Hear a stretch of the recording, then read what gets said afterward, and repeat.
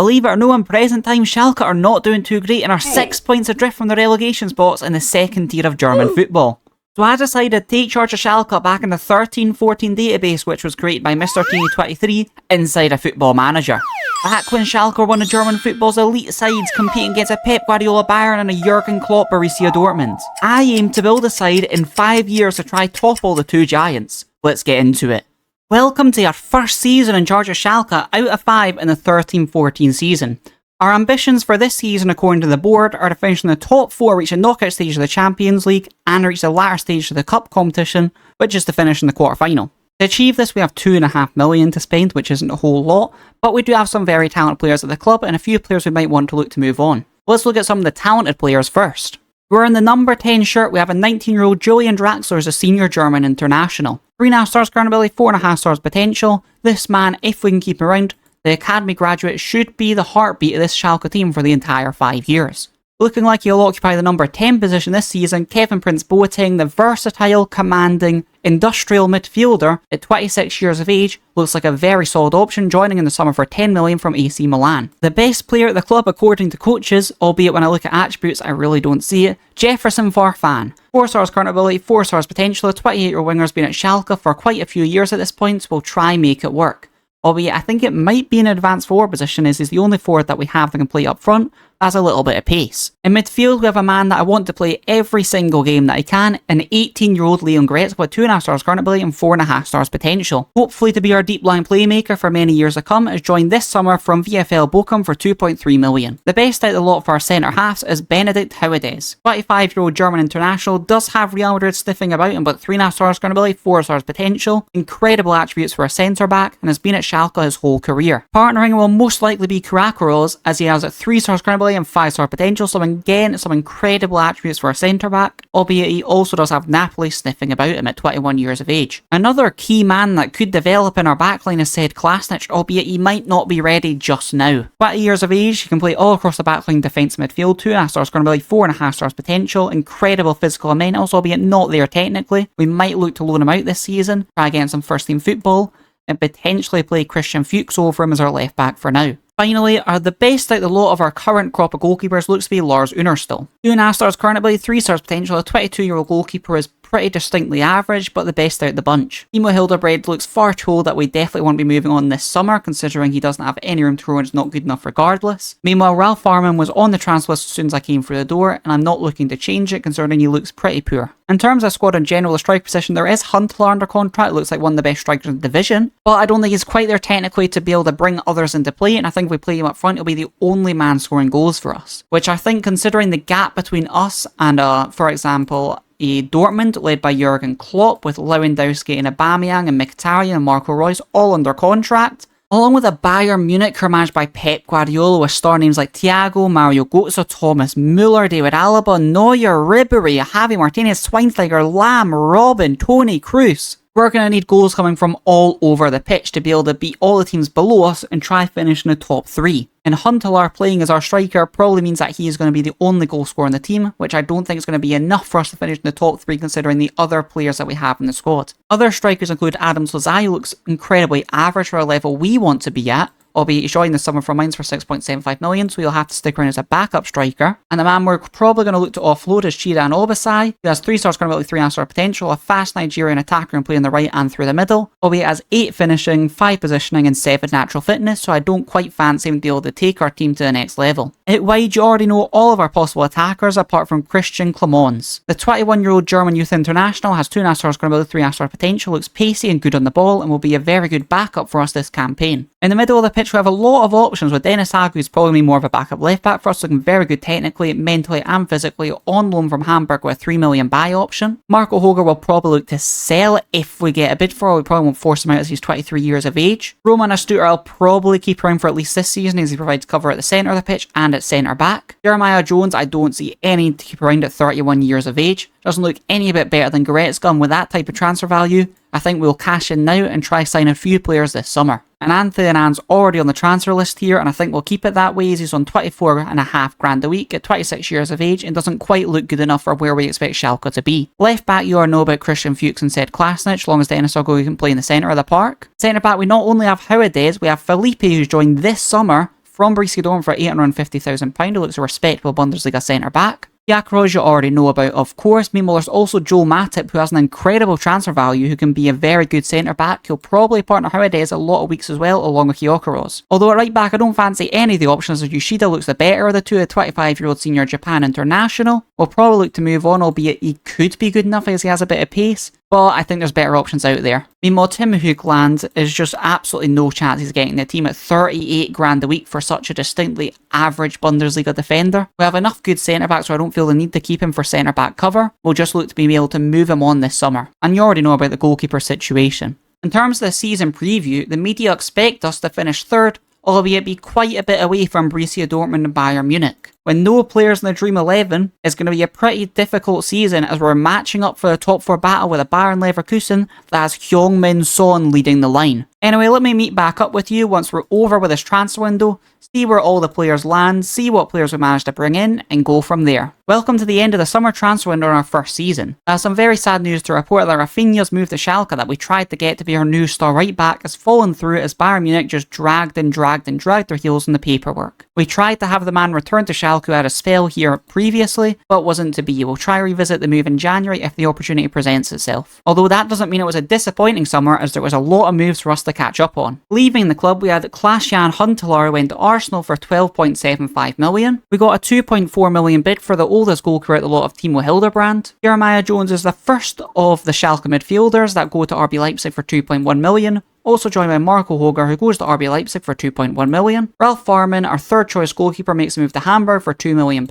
Yoshida also makes a move to RB Leipzig, this time for £925,000. Anthony Anam makes a move to Italy for £400,000. Tim Hoogland has his contract expire in the summer on his massive 38.5 grand a week, and will spend the whole season away in Spain for Valencia. Judinai Obasai will spend the season out on loan at Stuttgart, as we couldn't find any permanent suitors for him. And said Klasic will get a full season of Bundesliga football with Hanover. Coming into the club, our star summer signings Dimitri Payet, who joins from Marseille for £14 million.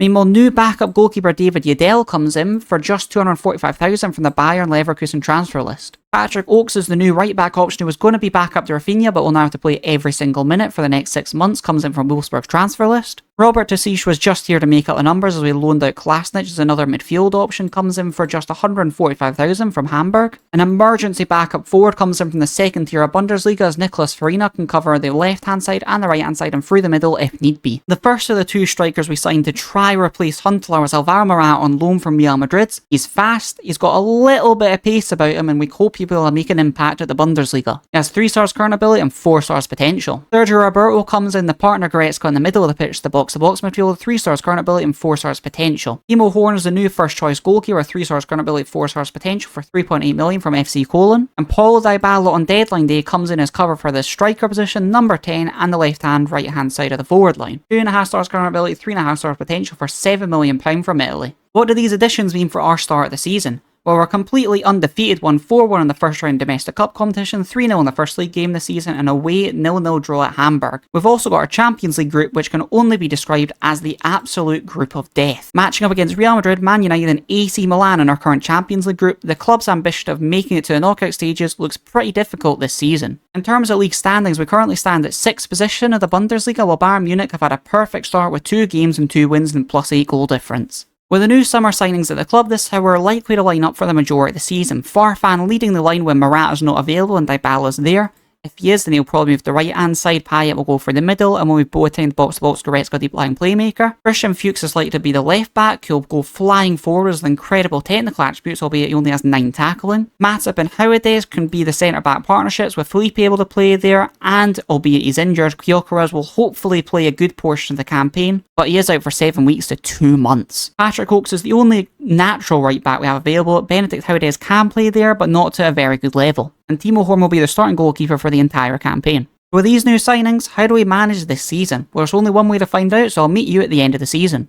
Welcome to the end of our first season out of 5 in charge of Schalke. There is a few transfers I have to update you on in the January window before we look at how we did this campaign. In January, we managed to revisit and managed to successfully sign Rafinha to be our new right back. We also got Jesse from Real Madrid on a cut price deal of 2.8 million. You look at the transfer value and attributes, you might wonder how on earth have you got a 3.5 stars current ability, 4.5 stars potential man for such a cheap fee? Well, it's because we actually signed a pre-contract with him at Real Madrid saying, well, we're done with him because we have no point in developing him. You can have him on a cut price deal, and we happily played along. We also got an emergency centre-back of Matthias Hen joining the club for just a fee of 230,000 as we had a departure. A departure in that position was Felipe, who didn't play pretty much at all for us in the first 6 months with only 1 start, who took a move to Brazil for £4.1 million. Also leaving the club due to a lack of first team football was Adam Slazai, who took a move to Porto for £13.25 million, and Nicolas Frino, the emergency forward backup that we signed, took a loan move to Italy to play for Parma. Now that you're all up to date, how did we do this season? Well, actually, before we look at how we did in all competitions this season, let's look at how all our players done in terms of individual statistics. Leading the goal charts for us was Hezi with 10 goals after just joining in January, the only player to hit double digits. Alvaro Morata came closest with 8, and Dimitri Payet also hit 8. Meanwhile, another January signing hit 7 in Rafinha. Topping the assist chart was Dimitri Payet with 11, Christian Fuchs with 10, and Julian Draxler with 8. Topping the average ratings for us this campaign was Hesse yet again, who came in January with only 17 starts. Meanwhile, Joel Matip got 30 starts and 6 goals from centre-back. The other 7 ratings in the squad included Christian Fuchs, Dimitri Payet, Benedict Höwedes and Sergio Roberto. Looking at the domestic cup competition so far, you already know that we won 4-1 in the very first leg against Brazenberg. The second round saw us match up against FC Colin, with Timo Horn making a return against his former side with a 3-1 win. But in the third round, we got a Bayern Munich away draw. So we kind of got battered 2-0 and our cup run was completely over. Meanwhile, the Champions League group of death was incredibly not kind to us. 1 win, 5 losses, a -5 goal difference as Real Madrid and Man United topped the group and AC Milan went to the Europa League. With just the Bundesliga to look at, we actually finished 3rd. Champions League qualification was wrapped up by the last few weeks of the season, but our 3rd place finish was only guaranteed on goal difference. When you look at the gap between us and 1st and 2nd of Dortmund and Bayern Munich, it was a massive 17 points between us and Borussia Dortmund. We've got to try push on one better next season and close the gap on Borussia Dortmund and Bayern Munich, but what budget do we have to try do that next season? Well, it's actually a very respectful 23 million with the Champions League money we now possess. Oh, and also we have some pre-contracts coming into the club. Lucas Fabianski is a new backup goalkeeper, Timo Horn will end up coming into the football club. Sebastian Rhodes, a new backup German midfielder, will also come in on a free from Frankfurt. Hopefully these signings mean we can raise a bit more funds, maybe selling a goalkeeper as Lars Unersold won't buy LA Galaxy and he's a price tag of 3 million. Potentially with go of Roman Neusteider, who's worth 15 to 18 million, who's wanted by a club in China. One thing that we do know about the new season, we've had some incredible incomings that you don't know of that aren't the pre-contracts. I'm actually talking about the youth candidates that have came through the youth system, with some incredible individuals coming through like Thilo Kehrer, the 17-year-old German centre-half with 3.5 stars of potential. A man you may recognise from his spell at Crystal Palace when he was the next big thing on a massive wage, Maximilian Meyer with 3.5 stars potential ability. And the cream of the crop, the left-sided forward through the Schalke Academy in the year 2013-14, is of course Donis Aviac, who went on to play for Heart Midlothian 6 years later and made like 6 appearances. But he did say he scored everywhere. As soon as he signed in his press conference, it didn't score a single time. Okay, maybe that's not the guy I should be talking about. Maybe I should be talking about, you know, someone called Leroy Sané who came through. That seems a bit more relevant with 4.5 stars potential ability. Maybe I shouldn't be talking about a random guy who played for Hearts donkeys ago. We'll definitely look to get these 3 talented youngsters integrated into the first team if possible next season though. Although we'll only know anything to do with the actual future of the football club in terms of its transfers once we get the transfer window. So let's get on to that right now. Welcome to the start of the 2nd season, and we might be on the 1st of July, but we've already had a key player departure as Jefferson Farfan has just went to Real Madrid for 23 million. I'm assuming that Carlo Ancelotti has a little bit more faith in me and being able to get the best out of him, and I'll happily take a substantial fee for a player I just couldn't get a tune out of. But we already have his replacement in the door, along with other outgoings that have already happened. Let me run you through them all very, very quickly. We go on to transfers here, we go transfer history, and the biggest incoming is Kevin De Bruyne for 31 million up front, potentially rise to 38 million. The superstar that can play in centre of the park, either side of the wide areas, and potentially there could be a time where we can train him to play up front.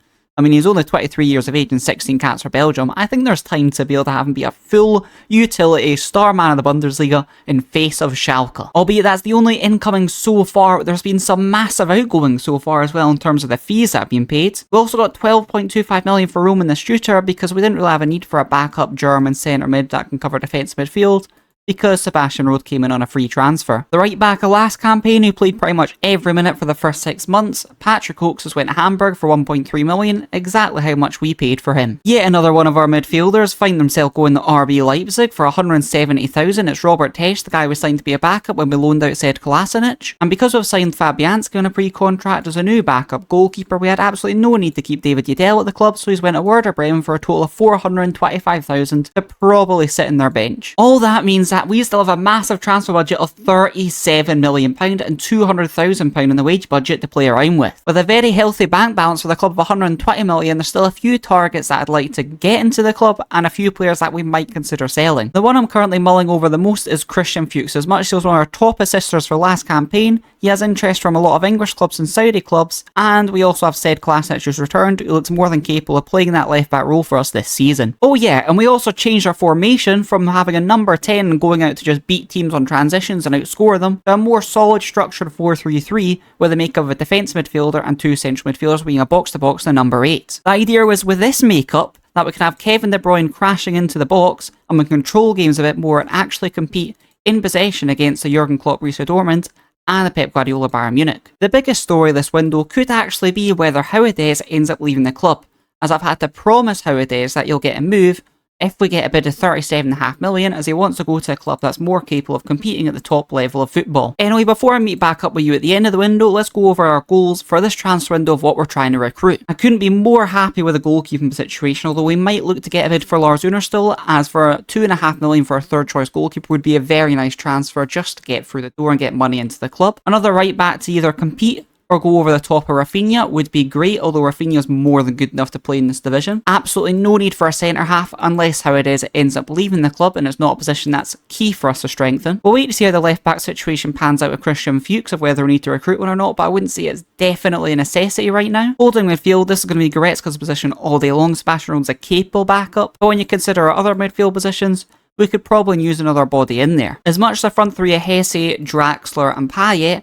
are all very good attackers, considering we've now lost Varane and we're going to look to sell Christian Clemons, who was there last season, and Barqueta we're probably going to look to move on, who was out on loan last season at a Bundesliga club of Frankfurt. If the right cards fall for us and moving on some of these players, and potentially considering whether Paulo Dybala gets another season after a disappointing return, we may well go and recruit a few more forwards with our massive transfer budget. Oh, and also the board expect us to finish in the top 4 again, and yeah, that's really it. Oh, and the board expectations for this season are literally just to finish in the top 4, exist in the Champions League, which we do automatically anyway, and make it probably a little bit further than the third round exit we had last season and make it to at least the quarter-final. Anyway, let me meet back up with you at the end of the transfer window and see how we've even managed to spend all this money and if we can bridge the gap and compete with Borussia Dortmund and Bayern Munich and maybe even go further than just the group stage in the Champions League. Well, the money has been completely spent up and we're now in the 2nd of September with the transfer window completely slammed shut. So what transfers did we manage to spend our massive budget on? Let's quickly run through all the outgoings first. As Aubameyang had a good loan spell at Stuttgart last year. We got a 2.4 million bid for from Valencia, now goes to play in Spain. We got a bid of almost 10 million for Tranquillo Barreta, who spent last season out at loan in Falkirk, goes to Liverpool.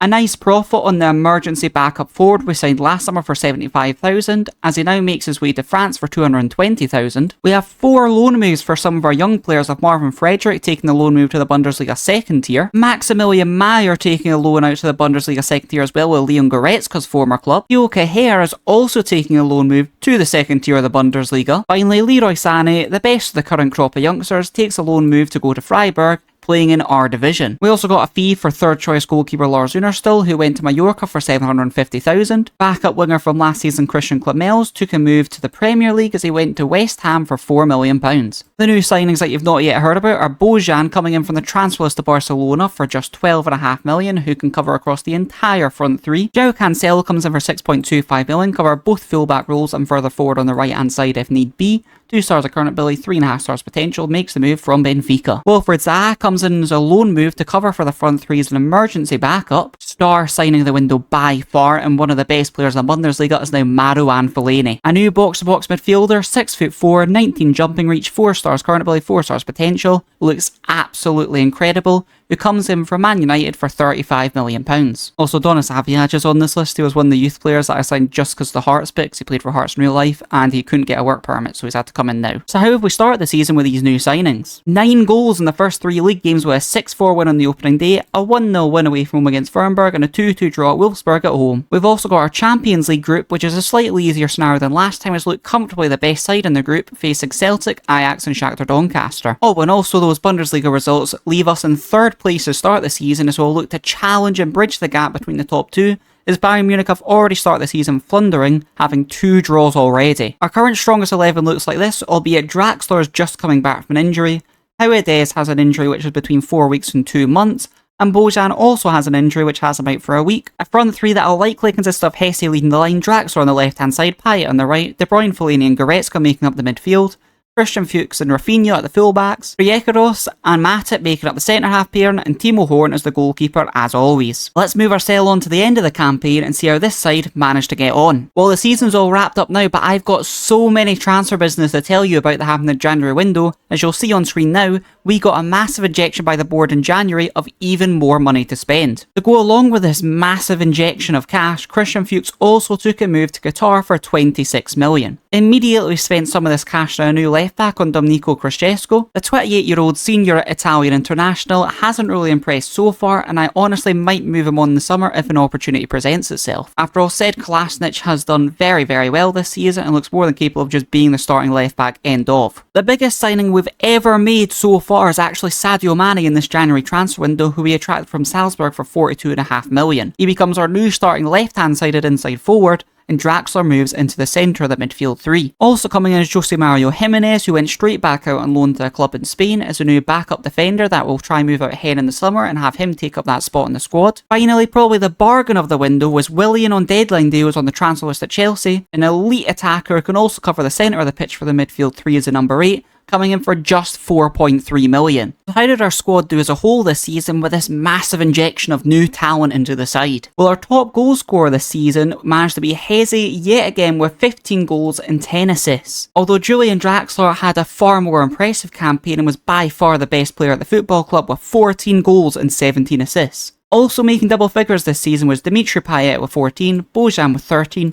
Fellaini with 11 along with 13 assists, which is incredible, Sadio Mane with 10 since coming in January, and Boateng and De Bruyne being just on the edge with 9 and 8 respectively. Meanwhile, the assists we all know about Julian Draxler's impressive campaign with 17, Payet managed 14, you all know about Fellaini's 13, Leroy Sané out on loan managed 10 in his first season of senior football, Hesse managed 10 as you all know about, De Bruyne with 9, Goretzka with 8, and then everyone else is between 4 3s, 2s and 1s. A lot more games have been played this season, so let's have a look how we've done in all competitions. First of all, for the DFB Pokal, which is a domestic cup competition, we went in the first round and won 8-0 convincingly against Westfalia Rheinen. In the second round, we had a convincing away win against FC Mainz with a 2-1 win. Although for the second season in a row, we went to the third round and got an incredibly difficult matchup. It wasn't quite Bayern Munich this time, but it was Borussia Dortmund. Albeit we took them to extra time, we got battered 3-0 once we got there, as they signed a new striker called Brown Idai, who scored a hat-trick off the bench. Moving on to the Champions League, we didn't top our group. Surprisingly, Shakhtar Doncaster had a near-perfect record, where their only loss of the entire campaign in the group stage was against Ajax away from home. We had 1 extra loss and had 4 wins out of the 6, so our losses both come against Shakhtar as they done the double over us. However, second place is still going straight into the knockout stage of the Champions League, as in the round of 16, we faced against Tottenham, who we managed to win 4-3 against on aggregate. The quarter-final stage meant we met up with Sevilla,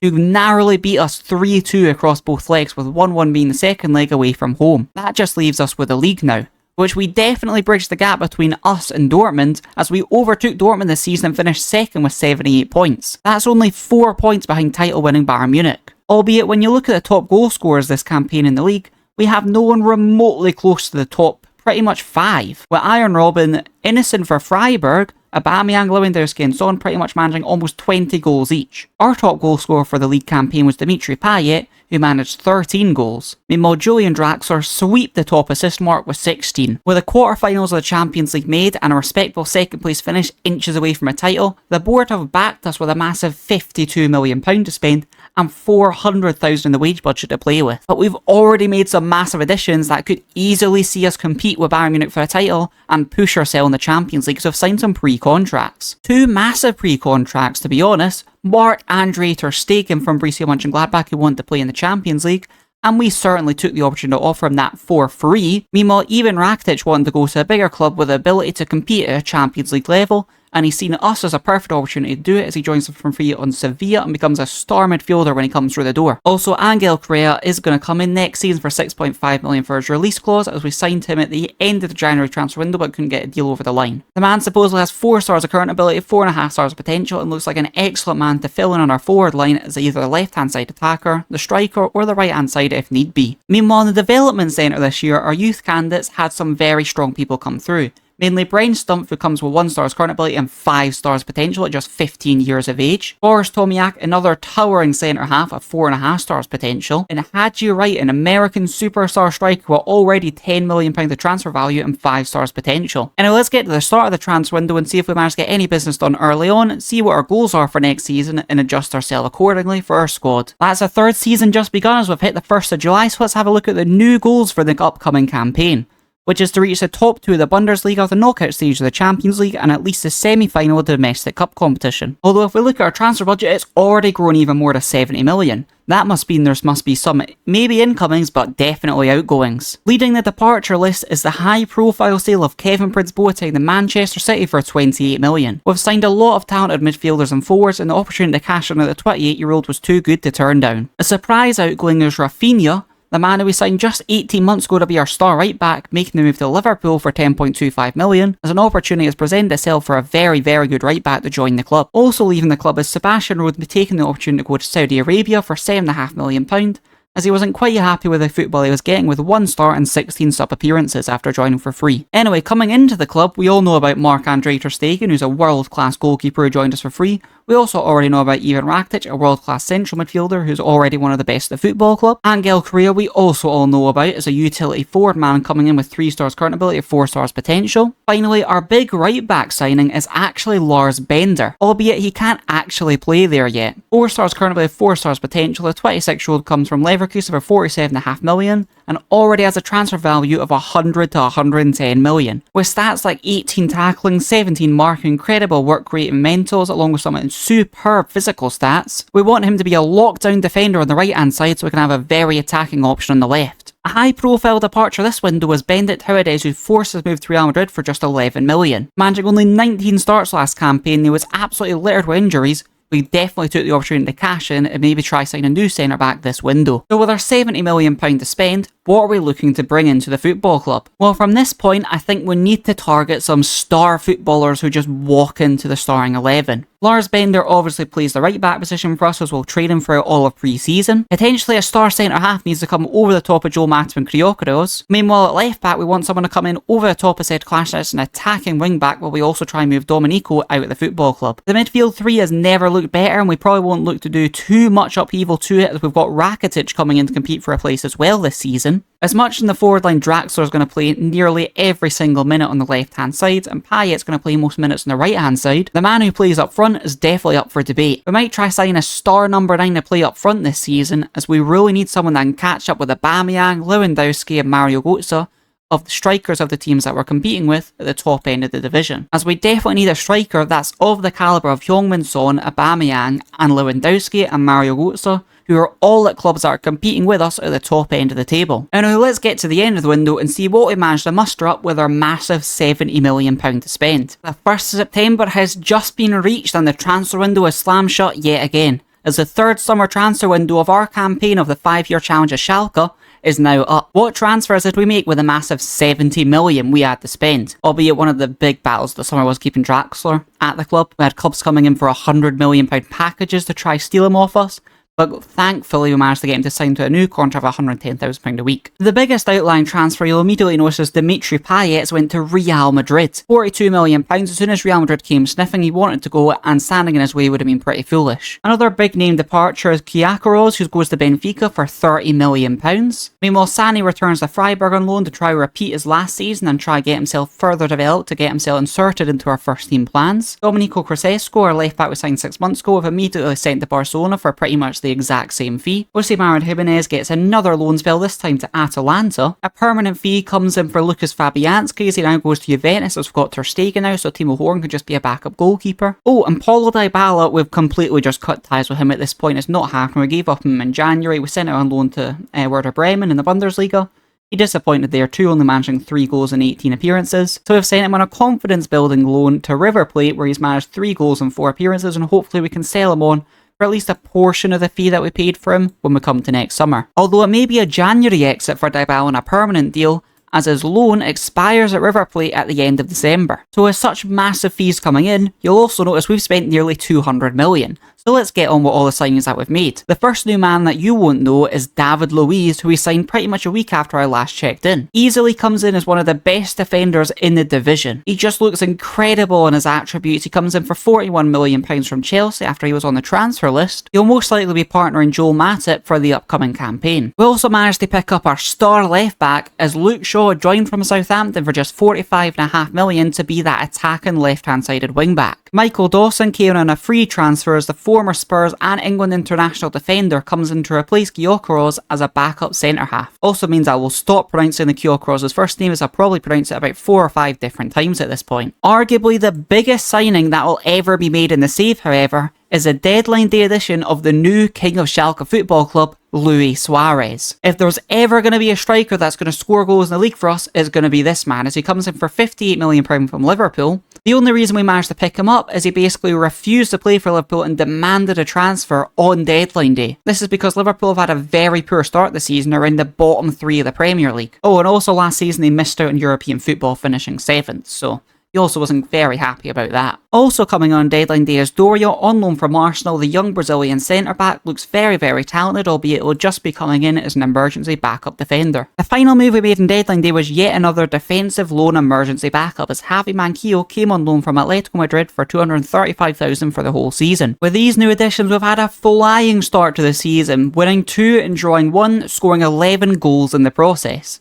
Also getting through in the cup in the very first stage. Meanwhile, our Champions League group, albeit isn't as difficult as it was in the first season, it's definitely not anything that should be taken lightly, as we have Chelsea, Juventus and Monaco to face. Just remember, this is a Monaco team that not only has James Rodriguez under contract, they just recently signed Blaise Matuidi from PSG, but they might also have a man called Kylian Mbappe currently coming through the youth system, which, you know, I kind of don't want to face, believe it or not, as I hear he's going to be quite a good striker. This is how we're expecting to line up for most games this season. I don't expect Suarez to ever be displaced, and I'm imagining he'll start every single game that he can. Draxler on the left-hand side will be pretty much a shoo-in unless Sadio Mane's playing, then he drops into the middle of the pitch. Kevin De Bruyne has to get in somewhere, and right now it looks like he'll be on the right-hand side, but William will also be competing for places, along with Hesse, who's not been forgotten about despite Suarez coming in the door. The middle of the pitch looks competitive as ever, with Draxler, Rakitic, Goretzka, Fellaini, De Bruyne and Willian all competing for places. At left back, Luke Shaw again should start every game, but Cancelo and Kolasinac are more than capable of filling in. David Luiz is yet another one will be starting every single week, but Doria, Dawson, Matip and Kolasinac are all capable deputies. Meanwhile, Bender's getting closer and closer to being able to actually play right back, so he's now competent at the role. Oh, and also Marc-Andre Ter Stegen's our new goalkeeper, because, you know, we managed to pick up Marc-Andre Ter Stegen on a free transfer. Timo Horn might have been a very good goalkeeper, but Ter Stegen's a world-class goalkeeper. Anyway, we're still £17 million in the transfer kitty. Coming up to January, there's still money to spend, but we have a full season to get through. So let me meet back up you when the season's over and we can review everything that's happened then. Well, that's a season already ended for the 3rd campaign, and there's not as much transfer business to keep you updated with compared to last season, but there is still some pretty big hitters. With our already near £20 million transfer budget going into January, we also had the departure of Paulo Dybala as a new Luis Suarez, I suppose, replaced for Liverpool as he joins them for an £11.5 million. Meanwhile, Bojan leaves the club due to a lack of first team football, going to Russia to Zenit St. Petersburg for £7.25 million. Using this money, we got a new short-term partner for David Luiz at the back, with Socrates on the transfer list at Dortmund, and we took the opportunity to get him just to try and make our season as successful as possible. Also coming in January is Rodrigo Bentancur, whose 2 stars currently 5-star potential will be sitting in our B team for now, along with Hugo Mebsa, who's just a young, cheap centre-half from Napoli for 195,000. And finally, Kamil Jozovic, who's a fast, attacking wide man who comes in for the B team, 1.5 star current ability and 4 stars potential. How did some individual campaigns go for our players this season? It's absolutely no prizes for guessing your top goal scorers this season, as it's Luis Suarez. Albeit, you could argue that 20 goals is a bit of a disappointing return for the star forward man. An incredible first campaign for Ivan Rakitic is also here, with 15 goals and 10 assists in the league and 16 and 14 altogether. Hezi made sure he wasn't forgotten about with the new star striker coming in, managing 14 goals. Mimo Draxler also got 14, Fellaini also got 14, and Kevin De Bruyne once again just finished outside double digits with 9. Our best playmaker this season went to Rakitic with 14, also was Draxler with 14 and Luke Shaw with 14, as Fellaini also managed plus double digits with 10. Leroy Sané had an even more impressive than last campaign with Freiburg, as he managed 6 goals and 7 assists in the league, 7 goals and 9 assists in all competitions. Oh, and the young man's also going to the senior German national team to play in a major tournament this summer. In terms of average ratings, our best player this season was Leon Goretzka. He's really came into his own this campaign and looks incredible attribute-wise, 4.5 stars current ability, 4.5 stars potential. By far one of the top players in the whole country. A lot of players finished with above a 7 this season, with Rakitic, Fellaini, Draxler, Shaw, De Bruyne, Ter Stegen, Willian, Suarez, Hezi, Luiz, Kolasinac, Mane, Bender and Correa. Albeit Correa only had 8 stars. Anyway, with all these amazing performances, incredible goal tallies and very good assist tallies, how do we do in all competitions this season? We may as well start with the Champions League, as we top the group with Chelsea, Juventus and Monaco in it with a +8 goal difference. A memorable 4-0 win at home against Chelsea, 4-1 win against Monaco at home and a 3-2 win away at Juventus were highlights of this Champions League campaign. Moving on to the knockout stage, we first go to the round of 16, where we got battered 7-4 in aggregate by PSG. Losing this PSG team is nothing to be ashamed of though, as it's a forward line of Cavani, Zlatan and Gareth Bale. Oh yeah, and they also have Christopher Nkunku breaking through, which, you know, is a nice player to have coming through your youth system. Moving on to the domestic cup competition, you also are 3-0 win in the first round. In the second round, we managed a 2-0 away win against Bundesliga side Dynamo Dresden. The third round was in yet another very difficult team, Heung-min Son's Bayern Leverkusen, and we managed to sneak past 4-3 after extra time, with Luis Suarez scoring the winner in the 120th minute. Next up was the quarter-final stage, we knocked out Augsburg at home 2-0. Also key to note that Borussia Dortmund went out by Bayern Munich this round, so only one of the big dogs are left for us to beat to win the tournament. But we never got the opportunity, sadly, as in the semi-finals we got hammered 5-0 away at Wolfsburg. So how did we do in the league this season? Well, we might as well have a look and see we managed to beat Bayern Munich in the league by 1 single point.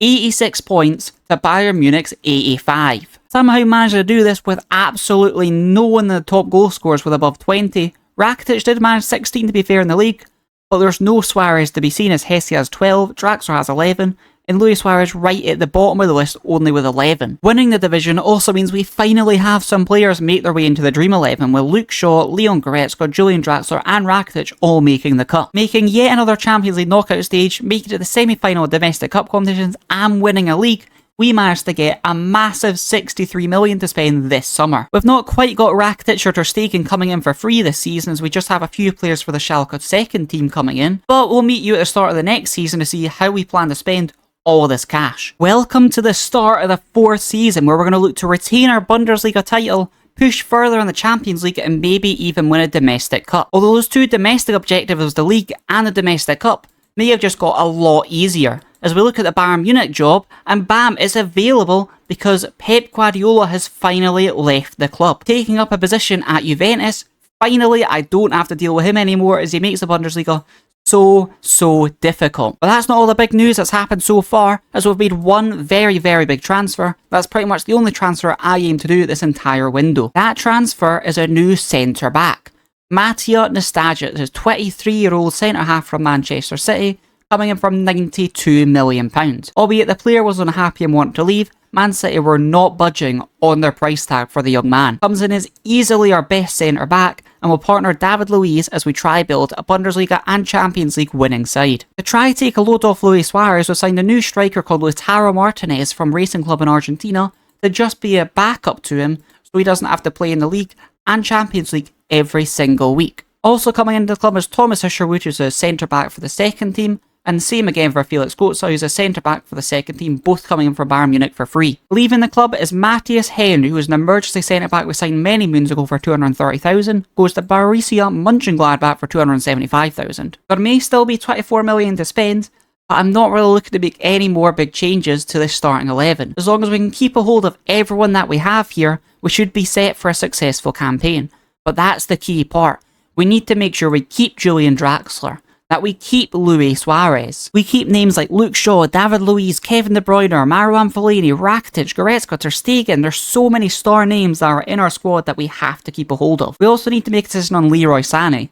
Albeit it's not developing as fast as I would have hoped, just had 4 caps for Germany at a major tournament. Is he going to get loaned out yet again, or are we going to find a place for him in the senior first team this season? So what do the board expect of this star-studded current Schalke squad? Well, it's to make the quarter-final of the Champions League, the top 4 of the Bundesliga, and the semi-finals of the domestic cup competition. So can we keep this squad together and push for those objectives, and probably go one step further and try and win the Champions League and Bundesliga in the same season, as that's probably the outright goal when you look at the stars that we have here? Well, that matters if we can keep the squad together. So let's try see if we can do that right now. Welcome to the end of the transfer window, because I've got a lot to talk about, as I've just had the most stressful transfer window I've ever had in Football Manager history. If we go to transfer history, you'll see we had a lot of transfer outgoings all of a sudden for 179 million. So let's quickly rattle through all the departures. Rodrigo Bentancur made a loan move to another Bundesliga side of FC Mainz. Josemar Jimenez leaves the club permanently for £3.8 million. Maximilian Meyer takes a move to Portugal for £7.75 million. Joel Matip forced a move to Manchester City for £17.75 million, meeting up with Kevin Prince Boateng. Kamil Jozovic makes a loan move to SC Werder Bremen in the second tier of the Bundesliga. With the new signing of Nastasic, we had no need for Socrates, going to spend the season out on loan at AC Milan, and we'll find a permanent solution for him next summer. With those outgoings so far, we only made 2 other signings at this stage. We signed Vidic on a free transfer as a new backup centre-back to replace Matip leaving the football club. And we also spent the big bucks on Mesut Ozil coming in from Arsenal, returning to Schalke once again. £77 million up front, now worth almost 200 million, comes in as the new right side attacker on our front 3. That's because Hesse refused to sign a new contract and demand to move elsewhere, and Arsenal activated his £53 million release clause. The outgoings continued as Jason Secca left the youth academy to go to Stuttgart for £135,000, Angel Correa made a loan move to Newcastle, Leroy Sané made a loan move to Inter Milan, and then the wheels fully came off the bus, completely, as Luis Suarez forced to move out the club as Real Madrid came sniffing. So Real Madrid have now stolen Howades, Dimitri Payet, and Luis Suarez from us, with us being able to do absolutely nothing about it. Albeit we got £89 million up front for the star striker. Albeit there was even more panic at the club, as suddenly the sale of Luis Suarez meant that Rakitic was now demanding to leave. So we've now had to promise him that he would have left this window if a bid did come in for £90 million. Meanwhile, Willian also requested to leave the football club but couldn't find a solution for his departure, as he also wanted to leave following a lack of ambition from the club of not keeping Luis Suarez. This meant there was a lot of panic-induced signings that joined the club this summer. First of all, Christian Eriksen was on the transfer list at Tottenham, who came in to be a Willian replacement. For just £25 million, he looks incredible on the ball, albeit his 8 natural fitness might be a bit of a concern. The man who was brought in to be the Rakitic replacement, but will now have to find a way to combine both of them in the same midfield, we brought in Hamsik from Napoli for £67 million. Another transfer-listed Liverpool star as Coutinho joined the club as just a squad player for a total of £53 million. Finally, a few emergency loan signings came in for Tomori to cover the centre-back position, Gabriel to also cover centre-back and holding midfield, Angus Gunn to be a third-choice goalkeeper behind Timo Horn and Marc-Andre Ter Stegen, and Dennis Zakaria, so we spent all of our budget coming in as a new backup midfielder. So such a hectic summer, how have we done so far this season?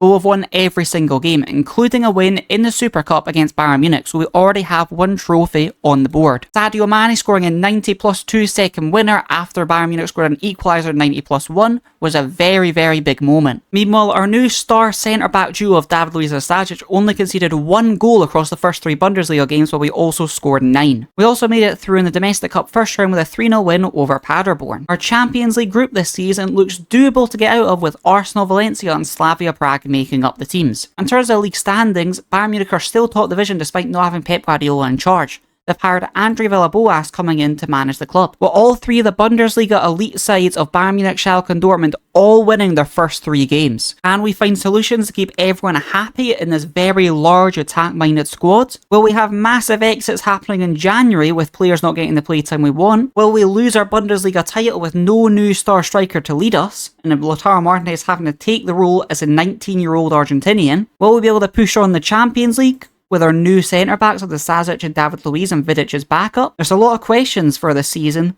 Can we answer them right about now and see what happens? Well, we're certainly at the end of our 4th season out of 5 for Schalke, and I quickly have some transfer business once again to go over, because I seem to do so every single season. Leaving the club, we had Kreisabora, a youth team graduate, making the move to Freiburg for a total package of $2.5 million. Willian finally got his wishes to leave the club as he made a loan move to PSV with an optional future fee of $34.5 million. Dennis Zakaria left the club 6 months after joining after not making a single appearance, so we got $1 million profit on him as he went to AC Milan for $5.5 million and has already started 15 games. Or not started, actually. Started 4. He made 11 substitute appearances. Young wide man Kamil Jozowicz made a loan move to AC Milan. Florian Kruger, another Schalke Academy graduate, made a permanent move exit, this time to Stuttgart, for a package that can go up to $2.2 million. And Cancelo also left the club in deadline day of the January window as he wanted guaranteed first team football, and he made the move to Hoffenheim for £4.9 million.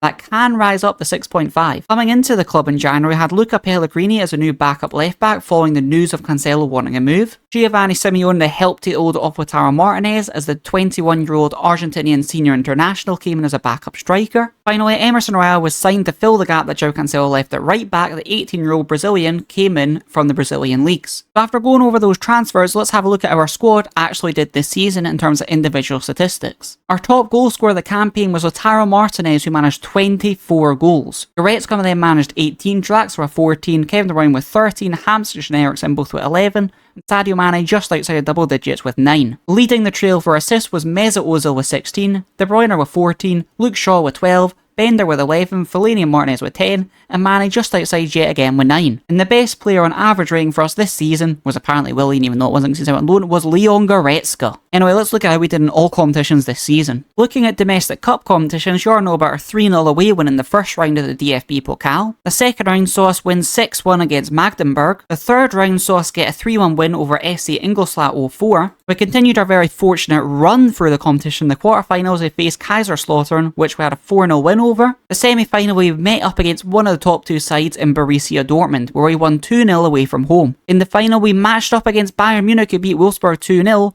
and wouldn't you know it, we won 3-0 on the final day. A double from Lautaro Martinez and Marouane Fellaini getting goal means we win the DFB Pokal for the first time in charge of Schalke. With a Super Cup and DFB Pokal in the bag, let's look how we done in the Champions League. Schalke and Arsenal both sweep the group. Arsenal finished just 1 point ahead as they went undefeated, while we lost the game versus Arsenal away from home. A positive 16 goal difference and positive 14 goal difference for Schalke and Arsenal, and a -4 for Valencia and -26 for Slavia Prague tells you all you need to know. Seriously, look at some of the hammerings that Slavia Prague had this Champions League group stage. So making it through to the knockout stages, in the round of 16, we matched up against Barcelona, where over both legs we managed to win 4-1. In the quarter-final, we matched up against Porto, where we won 5-4 over both legs. Making it to the Champions League semi-final, we faced Napoli with a very, very convincing aggregate score of 5-1, despite losing the first leg 1-0. It was PSG to meet us in the final as they knocked out Arsenal, who I was kind of hoping to play in the final because it would be a meet-up of the group stage once again. But against the PSG side with Zlatan, with Cavani and Gareth Bale, we played them and won 1-0 after extra time. Kevin De Bruyne scoring in the 107th minute, managed to beat this PSG super team and win the Champions League, DFB Pokal and the Super Cup so far this season for Schalke. So with a treble in the bag, did we retain the Bundesliga title and make it a quadruple? Well, not only did we retain it, we went invincible through the entire league campaign. Bayern Munich really struggled with the departure of Pep Guardiola, finishing 30 points behind. Meanwhile, Dortmund ran us close with 7 points of a difference, but we always looked like the best side in the division throughout the whole campaign. You might have realised if we went invincible in the league, and we won every game DFB Pokal, and we won the Super Cup, did we actually win or draw every single game this campaign for an entire invincible campaign? Well, albeit that cannot be true because we had the loss against Arsenal in the group stage. Right here, where we lost 3-4 away from home at the Emirates, looking through the schedule, that's actually the only time we lost the game this entire season. So we managed to win the first leg against Barcelona 1-0, second leg against Barcelona 3-1, Drew first leg against Porto 2-2, won second leg 3-2, drew 1-1 with Napoli, and a 4-0 win in second leg. I don't know why I said that we lost 1-0 earlier. I'm not too sure. What a nearly perfect, invincible, quadruple winning side, the board have realised that we probably don't need any more additions and have gave us 34 million to spend. All we need to do is keep this squad of players together, maybe add like one player to this, maybe a new box-to-box coming over the top of Fellaini. Maybe that's the only position I can think of us needing, because we're going to have to move a lot of players on. We're going to get a fee probably for Willian, for Socrates, maybe for Correa. We also have Rakitic, who still wants to leave the club, so we may well see an exit of him. There could be some overhaul to the squad, but if we can keep this core squad together, we should be very, very comfortable for our 5th and final season. So the 5th season has now begun. The only transfer so far is Van Persie, coming in on a free transfer as an impact sub to be a third choice striker. We still have our transfer budget of 39 million. We still have all the squad together for now, albeit Rakitic still wants to leave the football club as he thinks we don't have a strong enough squad. I mean, we just won the quadruple and we were invincible in the league. I'm not sure how you can think this squad isn't strong enough, but each to their own, I guess. We're not looking to have a busy window this time. We're just looking to maybe strengthen on Fellaini, try find a world-class box-to-box midfielder, maybe a different centre-back option to replace Vidic on the younger side, and Socrates to leave as well. Bar that, I think anything else would just be doing something for the sake of it, and I don't think we need to do that. We have such a settled, talented squad already at the football club. We also can technically go one better this season, as we now have the Super Cup to play. So we can go in the running for 5 trophies. And the club expect from the quadruple winners to at least make the quarterfinal of the Champions League, win the Super Cup, win the Bundesliga, semi-final of the domestic cup competition, and be competitive in the German Super Cup. We also apparently have to spend the original transfer budget, so we may be loan players out just to bring in replacements over the top, just to keep the board happy in that regard. I'm not really sure why that would be a requirement, but, you know, we'll deal with that as it comes. Also, for the first time in our 5 years, we're now the favourite to win the league in terms of the media predictions. For the first time so far, we have the majority of players in the Dream 11 as well, as Bayern Munich come closest with 4, while we have 5. Anyway, let's get to the end of the transfer window, and hopefully we manage to keep together this squad and try repeat the feat of last season. Do you remember when I said it was going to be a quiet transfer window, would keep this squad of players together and just go again with a settled squad? I may have spent nearly £200 million, but most of it is on just 2 players, so let's have a look at those players right now. Paul Pogba comes in for 92 million up front with a package that can rise to 127 million as a new box-to-box midfielder coming over the top of Fellaini. The French superstar midfielder looks absolutely world class. Meanwhile, to compete with Mesut Ozil, yeah, that's a sentence we're saying now, to compete with Mesut Ozil, we have Ousmane Dembele, the 20-year-old French right winger who plays for the French national team, coming in for a fee of 63 million that can rise to 78. Other incomings included Borja on a loan transfer just to be a backup centre-back. Diego Pampin is a new backup left-back for 2.1 million from Celta Vigo. A new backup goalkeeper as Timo Horn now becomes a third choice goalkeeper coming in from Turkey for 16.25 million. Sanset purely for the B team for 500,000 as the scouts recommend him for a release clause. And Upamecano to replace Vidic's game time as a new young third choice centre back. Leaving the club, we had Hamsik leave the club considering Rakitic finally decided he wanted to stay at the football club, so he went to Manchester United for 76 million. William found a permanent suitor for him as he went to Leverkusen for 18.25 million. Angel Correa made a return to Argentina, this time to River Plate for 18 million. Kamil Jozovic made a permanent move after his loan move to AC Milan. He went to Bayern Leverkusen for 4.5 million. Another permanent exit was Levent Mercan from the academy. He goes to Mönchengladbach for 375,000. Coutinho makes a loan move to Fenerbahce as we just couldn't fit him in with Ousmane Dembele signing. He has an option to go to Turkey for a pound for £63 million. But I doubt Fenerbahce have that sort of money to throw on one player. Finally, Pellegrini, who we signed last season, goes out on loan at FC Mainz because he wanted first team football, which is the reason that we signed Diego Pampin from Celta Vigo. With a star first 11 including Pogba, Rakitic, Goretzka, Mane, Martinez, Eriksen can play in the right, Draxler can play in the right, De Bruyne, or Dembele, Ozil. There's so many good footballers here. How did we do in the first 2 cup finals of the season?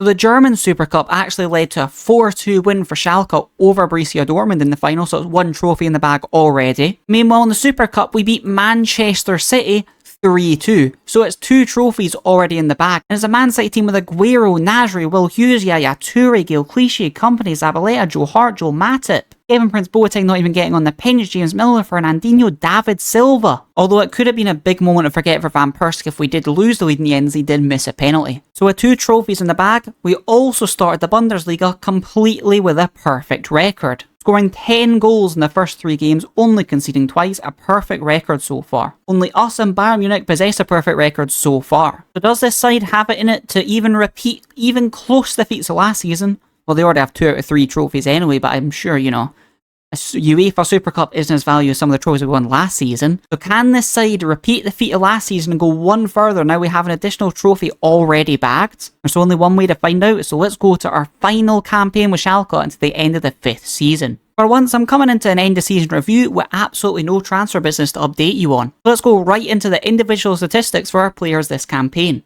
Our top goal scorer this season was Taro Martinez with 18, Goretzka 14, Dembele 13, Pogba also with 13, Eriksen also with 13, Rakitic 12, De Bruyne with 10, and Draxler just out double digits with 9. Leading the assist trio was Eriksen once again with 13, Bender with 12, Rakitic with 11, Draxler with 11, Shaw with 10, Ozil with 10, Goretzka just outside double digits with 9. In terms of average rating, our best player this season wasn't Coutinho because he was out on loan, was apparently even Rakitic with 24 starts, or you could argue Luke Shaw who started 34, while Goretzka's always going to be up there with 36 starts as he's just absolutely incredible. So how did we do in domestic cup competition to begin with?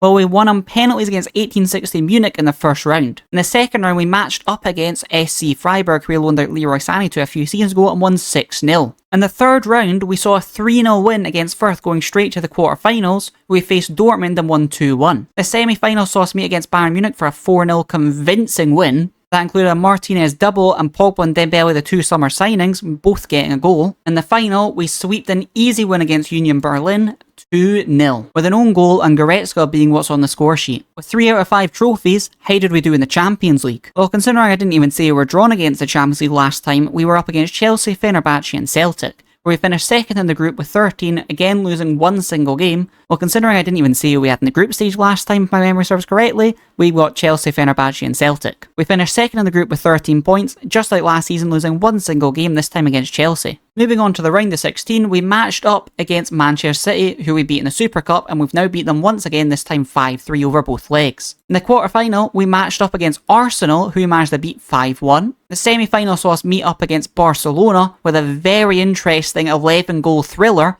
winning 7-4 in the end. And in the final, a 3-0 win over Napoli saw us win 4 trophies out of 4. David Luiz and Nastasic both getting a goal from centre half, and Dembele also getting on the score sheet. So did we do 5 trophies in 1 season?